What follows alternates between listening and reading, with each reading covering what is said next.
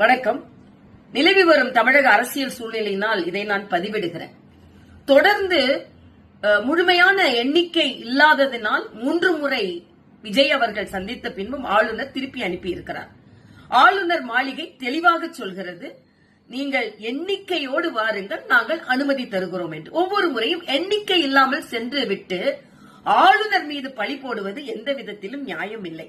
இத்தனை மதிப்பெண்கள் வாங்கினால்தான் தேர்வாக முடியும் என்று தேர்வு இருக்கும் பொழுது அந்த எண்ணிக்கை இல்லாமலே என்னை தேர்வு செய்யுங்கள் என்று சொல்வது தவறு.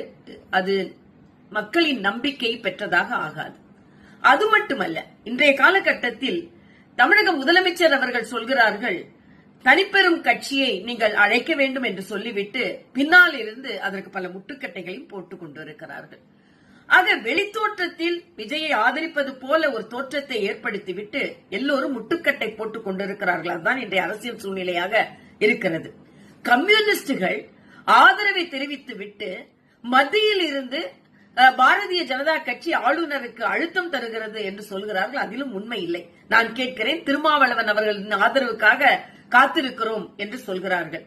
2 கம்யூனிஸ்டுகள் நான் ஒட்டுமொத்தமாகத்தான் முடிவெடுப்போம் என்று சொன்ன திருமாவளவன் இன்று ஏன் தயங்குகிறார்? என்ன பேரம் பேசிக் கொண்டிருக்கிறார்? ஆக இவர்களெல்லாம் தங்களது அரசியல் லாபத்திற்காக, சுயலாபத்திற்காக முடிவுகளை எடுத்துவிட்டு பாரதிய ஜனதா கட்சியை பழி சொல்லுவது எந்த விதத்திலும் நியாயமில்லை. அதேபோல் காங்கிரஸ் அவர்கள் ஒட்டுமொத்தமாக திராவிட முன்னேற்ற கழகத்திடம் இருந்து தனது நட்பை முறித்துக் கொண்டு இன்று அவர்களே எத்தனை எம்எல்ஏக்கள் அவர்களுக்கு ஆதரவு தருகிறார்கள் என்ற ஒரு எண்ணிக்கை இல்லாமல் ஹைதராபாத்திற்கு சென்றிருக்கிறார்கள். ஆக எல்லோரும் சுயநலத்திற்காக தங்களது அரசியல் நகர்வை செய்துவிட்டு ஆளுநர் மீதோ பாரதிய ஜனதா கட்சியின் மீதோ பழியை சுமத்துவது சரியல்ல. அதனால் நான் இந்த விளக்கத்தை அளிக்கிறேன். நன்றி.